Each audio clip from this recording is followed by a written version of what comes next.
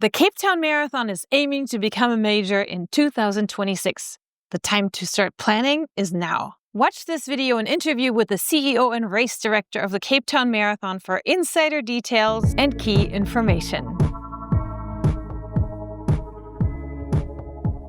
Hey runners, and welcome to my channel. My name is Letty and I do running content, and I keep my fingers really close to the pulse of the world major marathons because so much has been going on. So subscribe if you're interested in more of those videos. And today we're going to talk about Cape Town, because the Cape Town Marathon is maybe about to become the 8th World Major Marathon in 2026. And I just sat down with their CEO/race director, Clark Gardner, and we chatted about everything that it took to pass stage number 1. They're currently in stage number 2. And if everything goes in their next marathon, which is October 18th, then you will maybe see Cape Town become the next star. Announcement to follow in November, which is all very exciting, especially if you're looking to run the Cape Town Marathon. So let's hop into my chat with Clark Gardner. Perfect. All right, so I'm on here with Clark Gardner, CEO and race director of the Cape Town Marathon. Clark, thank you so much for joining me today. No, Letty, it's a pleasure and it's our honor to be on here, and welcome to all your listeners. Yes, and I guess with that we can get started, because we have heard and are familiar with most race directors. So I want to maybe talk about you a little bit, how you got into the space of running and how you ultimately ended up becoming CEO of Cape Town Marathon and some other ones. No, thanks for that.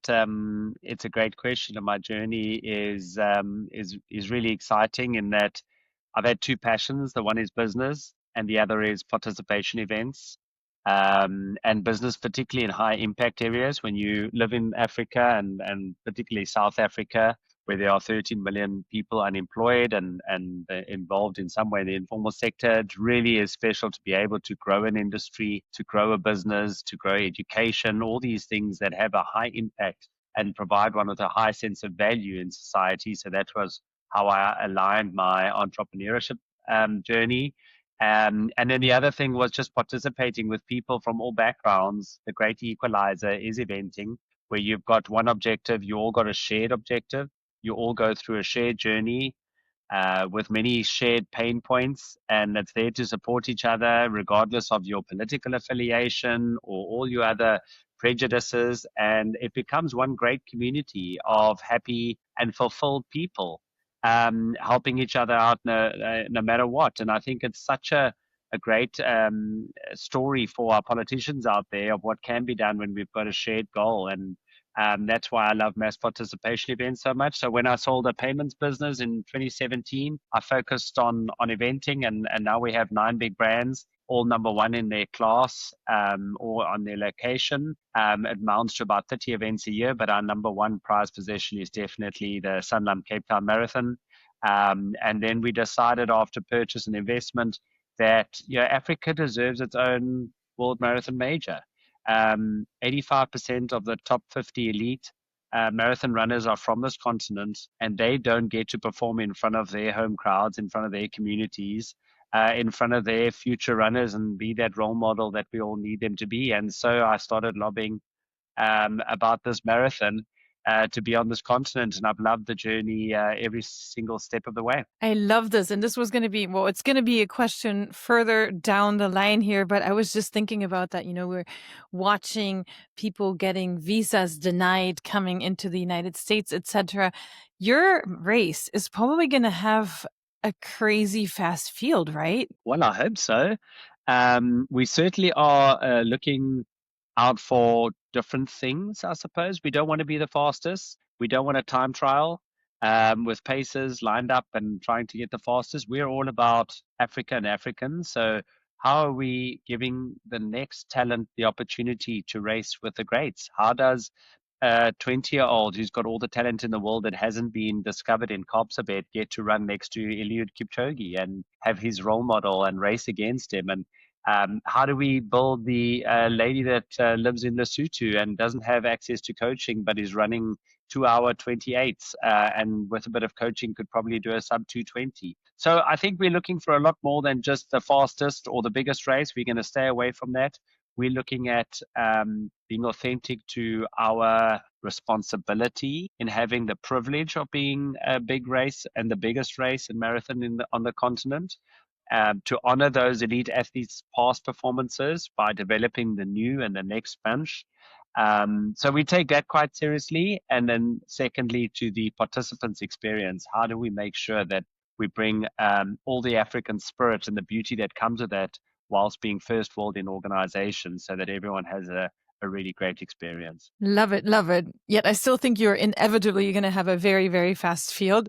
But let's talk about what's going to happen with Cape Town, right? Because we know that you guys have been for 2 years now a candidacy race, meaning that normally this is the last year that you're a candidate. I know you're hosting the World Championships at your race next year. What can you tell us without telling us what the announcement is going to be in November about what's going to happen with Cape Town? Yes, and look, we've actually been a candidate for 3 years. It's been the first year and second year were learning years, and last year we got a pass.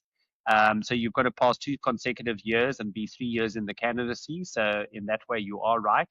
Now on the 19th of October, we run hopefully our third and final candidacy year. But it's because we've had 2 passes, consecutive passes, if we pass this year. What I can tell you is that we have really gone to significant lengths to make sure that we have all the check boxes ticked. The 104 criteria that is required to get a pass has been double checked and triple checked. We've built up the team. We've laid out scenarios. We're going to give it our best effort. And because we had an unconditional pass this year, I can't see why we shouldn't pass this year. But again, sport is unscripted. It's why we love it. And anything can happen on the day. Some of the key aspects, for instance, is no park cars on route, no cars on route. And that's something that anything can go wrong, but we really have left no stone unturned in order to protect ourselves and make sure that we pass all that criteria. If we pass stage 2 this year, that means we will qualify to be announced as an Abbott World Marathon Major. It's a big if, and hopefully that means that we'll have some good news sometime after the race once the assessors and the Abbott World Marathon Majors gives us the thumbs up. Perfect. Thank you for that. And I guess you kind of alluded to the 104-point checklist, which is huge, but obviously necessary. We saw Sydney bloom from a small race into a very large, super well-managed race that I participated in. And honestly, it's my favorite just because, you see a different running community in a completely different part of the world come together in that sense. It was pretty awesome. Maybe you can tell us a little bit about what the most difficult criteria is. And then also perhaps you can hop into some numbers of how much growth is behind your race. Yes, I must compliment Sydney and Wayne and his team. I also ran it this year just to get the feel what it's like to be the first major in a city and how that feels and what could go wrong or what goes right. And I was so pleasantly surprised. This major magic works. All the people from all over the world, plus the locals cheering us on the sidelines. It really was a special experience that we hope to do it our way. In May 2026, should we pass this year. The most difficult criteria certainly lies in the logistics, around the logistics. No park cars, as I mentioned, on route, no cars on route. And then getting to the start is a significant challenge in our world. And we've really worked hard on that with lots of options to make sure there's no queues and no traffic issues and no one arrives late. And then because we're in October, quite a challenge is the quality of the elite field. There's certain criteria you've got to meet around who's on your start line.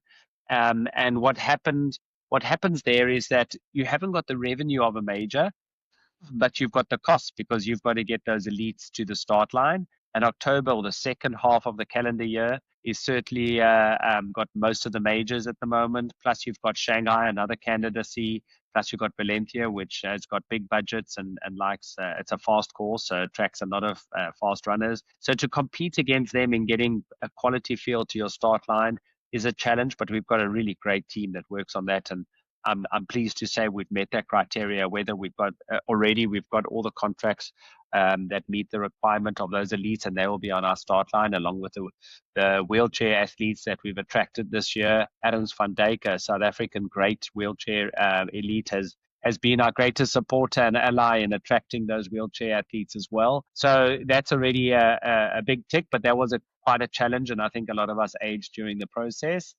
And then it's got to do with crowd flow. Yeah, you really got to manage the crowds. People don't need to queue; they don't like to queue, and if it's excessive, we would fail in terms of crowd flow. So we have some real brilliant minds working on what the batch starts should look like, what the pinch points should look like in order to get over the start line, so that along this course and along this route, no one has to stop or get out of their stride. And then attracting the spectators on the course is also an important one. Fortunately, in Africa, running is in our blood. People have been running from their naught and thousands of years ago.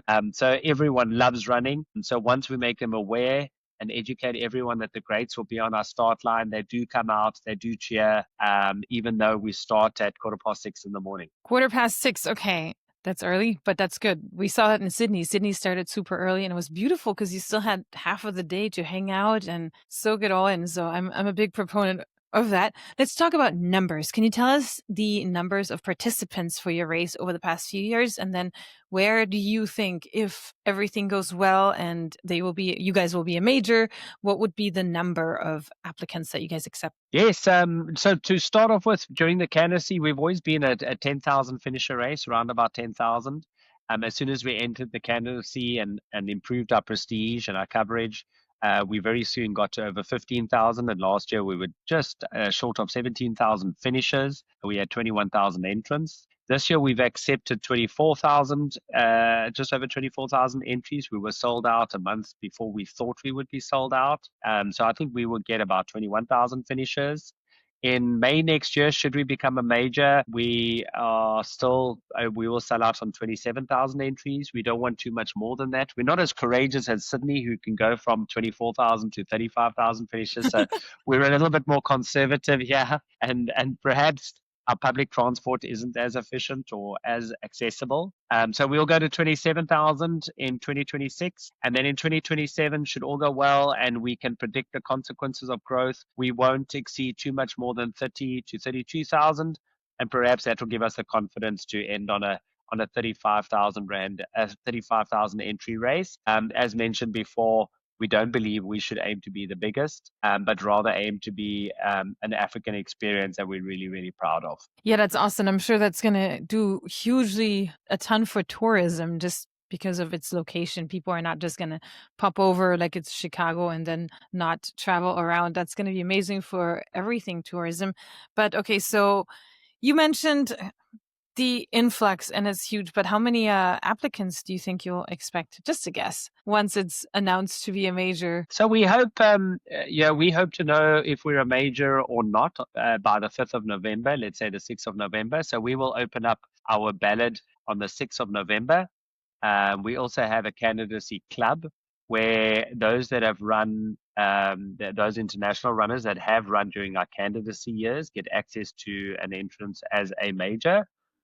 We think we will be slightly higher than Sydney in the first year as being a major, just because of our location. It's an overnight flight on the same timelines as Europe, which are big traveling marathon runners. Also, East Coast US is easy to get to. Also, overnight direct flight from New York or from Atlanta, whether it's United or Delta Airlines. So that's a direct flight.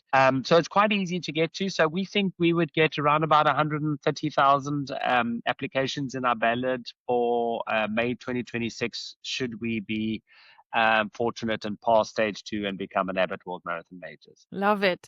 Can you tell us a little bit about the change of the race, right? It's a October-November race, and now you're going to change it to May. Obviously, that's because of logistics, because of all the fall marathons to go with the other majors. But how is the weather down there in May? So, I mean, you talk about fall marathons. May is our fall. We've got to get the world of running into Southern Hemisphere lingo as well. So the reason for the change is you're 100% right. It's mainly the global calendar. You know, the back half of the year is filled with all our current majors, plus Shanghai, the Candidacy, you got Sydney, New York, Chicago, Berlin. It's all happening in that side of the latter year. We only had Tokyo, London, and Boston in the first half of the year.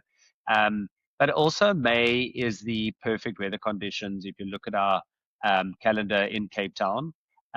So May has got the lowest amount of wind, and we're entering into autumn. We still get some beautiful days, but not too hot. And when it comes to eventing, heat is your biggest enemy, and October can be hot from time to time. So it really does suit us. We also, because we're entering close to winter, the sun comes up a bit later, so we can make the event start a bit later to allow for good TV and broadcasting around the globe. But it also means the spectators will come out and fill these streets to give the cheering that these great athletes deserve. So we really believe that May is suitable and a better date, and we're better for it. Perfect. Music to our ears, right? We deal with a lot of hot races, but who knows what's going on? All these races lately have been very, very hot. Perhaps you can tell us a little bit also about the course. During the Candidacy, did you guys have to change the course around a little bit? And what can we expect as to, there's these charts out there where you see which race is the most difficult and which one is the fastest. Maybe you can tell us a little bit about your course. Yeah, the good thing is we didn't have to change our course. The assessors enjoyed it. They liked what we did and what we were trying to achieve. We did change one or two things on our own accord just to get to the best landmarks and manage the course the best we could. With the participants' experience being the top priority. First of all, what's important to note, it's a start and finish in the same precinct as well as the expo. Everything is in one precinct next to the waterfront. The V&A waterfront is right next door, so most of the accommodation is there for the internationals. There's a stadium that hosts our expo, and the start and finish is just outside it with a big race village. So for finish, a lot of our runners stay in the race village, enjoy, soak up the atmosphere. Secondly, the route is in between your fast and your slow routes in the majors. So it's about 200 meters of elevation, just under. We try to make sure, and we've succeeded, that along that route you always have a visual of Table Mountain. So we try to maximize those views. That's our iconic landmark. The richest floral kingdom exists on Table Mountain, being our Fynbos, one of the 6 floral kingdoms in the world, and that's what we play on a lot. So the whole course goes through some beautiful areas, some industrial areas, some real elements of beauty along the coast, because we're very fortunate that we live and have a marathon in a city that has city, sea, and mountain all in the same place. And we've tried to utilize those elements as much as possible. So it's a very unique course. It is quite fast. I think that we're going to see some times of around about 2:05 and maybe 2:20 for the women this year. Our records, though, are 2:22 and 2:08.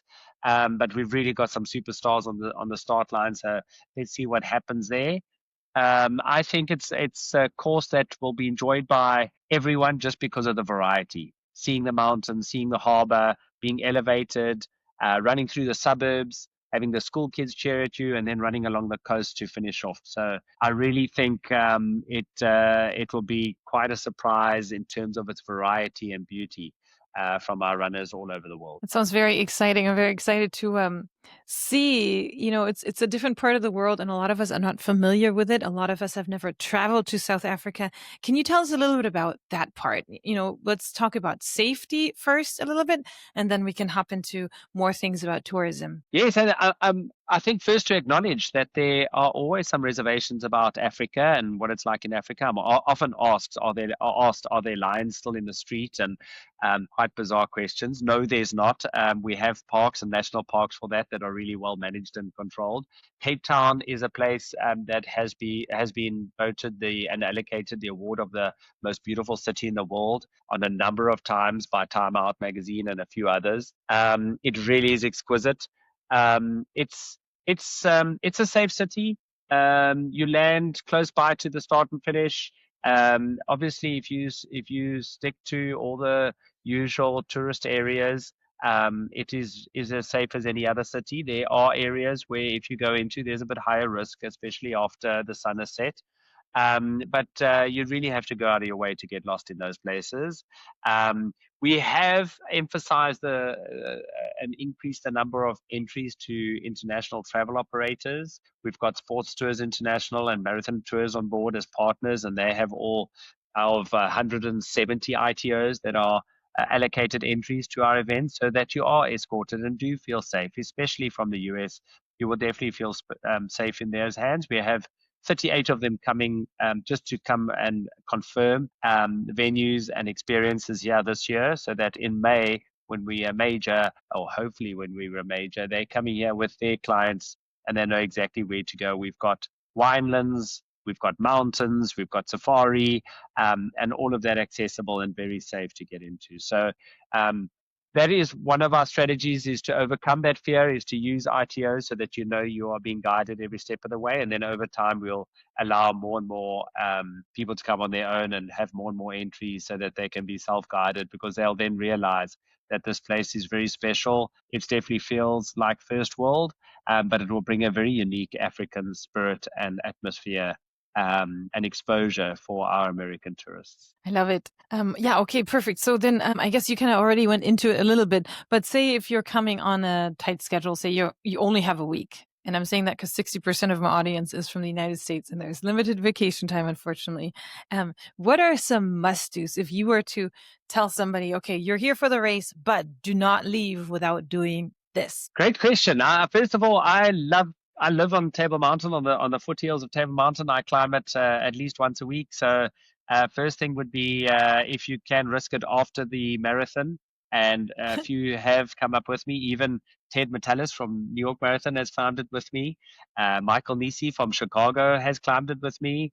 Donna Stone, the Abbott World Marathon Majors CEO, has climbed it with me on the Monday morning. Alison Hamlet from London has climbed it with me, even though she ran the marathon the day before. So definitely to climb the mountain and then take the cable car down. I think that's a very special experience. Enjoy the city. Cape Town is an incredibly beautiful city, and just to spend time, whether it's at the waterfront or Camps Bay or on the winelands. We've got amazing wines and vineyards here, whether it's in Constantia or Stellenbosch or Franschhoek. I wouldn't leave without visiting those. We've got an amazing partner in Grootbos, where they have a whole fynbos reserve and a whole fynbos experience, explaining our floral kingdom and what we have and what is contained in that floral kingdom. It really is a must experience and so different and unique. And then I wouldn't hesitate but to do some sort of safari, but go for the full experience. If you're in Cape Town, there's a direct flight into the Kruger International Airport or into Skukuza or into Hoedspruit. Those are all 2.5-hour flights, and they roll within the reserves. That's really authentic and massive, and an incredible experience. So go there for 2 nights. You don't need more than 2 nights if you're on a tight schedule. Fly back to Cape Town, then you can fly out here directly to the US, directly to the UK, directly to Europe. But if you have, you can also fly from Joburg. You can fly out from Joburg. It's quite close to some of those areas. But that's what I would do. I would fly in a little bit earlier, enjoy the winelands, enjoy the waterfront, enjoy the city before your race. After the race, climb the mountain, maybe go to Robben Island and see some of our history of our great liberator, Nelson Madiba Mandela, who was in prison there for 27 years. And then I'll take a 2.5-hour flight to Skukuza or to Kruger International Airport. I'll spend 2 nights at a game reserve, and then I would head back home with your soul full and with these unique African experiences. Those are some really, really amazing tips. Thank you for that. And I'm sure in the future, when I talk to you again, I'll kind of pick your brain about it more. But I think that was kind of also the thing about Sydney, that when you traveled there, you had so much information already about all these things that you could do. The tourism board really got involved there. And so it was a great experience, a great trip. Last but not least, I want to talk to you about the running community. What can we expect? Again, just came back from Sydney. I was absolutely amazed by the amount of different running clubs and the support. How is the running community in Cape Town? Oh, it's rich, it's eccentric. It is massive in Cape Town and South Africa, actually. Running clubs were established around our great ultra marathons like Comrades and Two Oceans, where you needed to train many, many, many kilometers with each other. So what you're going to find from these communities is a lot of high spirits. They dance on the start line, they sing, they chant, they will pass your water at water tables. They're not there to compete and tread all over you. It's filled with this beauty that the African spirit brings to the world. They're there next to you to support and make your experience really, really special. And we committed to accentuate that experience in that we will never allow less than 60% of our field to be from Africa, so that we're not just an African race or a European race on African soil, or vice versa. This is an African race where you will experience Africans en route, and you'll experience the beauty and magic of their community feel, the high spirits, of the camaraderie, and that's all made up because of these clubs. And after the race, we've got a whole club gazebo area where you'll have thousands of the club runners that all go and party on our shared fields well into the late evening, even though they have just run 42 kilometers. So you'll really experience the magic that this city, this country, and this continent can bring in terms of just human connection and the human spirit. I love this. And if this is not a perfect invitation for everyone that is listening to sign up, or try to sign up, play the lottery, then there's nothing else. Clark, thank you so much. We really appreciate this. It's my pleasure, and thank you for having me. I enjoyed it thoroughly. All right, so there you have it, straight from the source. Cape Town is on the final path to becoming the next World Major Marathon. And if you want to become one of the first people to earn the Cape Town star, then smash that subscribe button right now, because you don't want to miss any of my next videos that will break down the Cape Town Marathon and everything involved in the process even further. Thank you so much for tuning in, and until next time.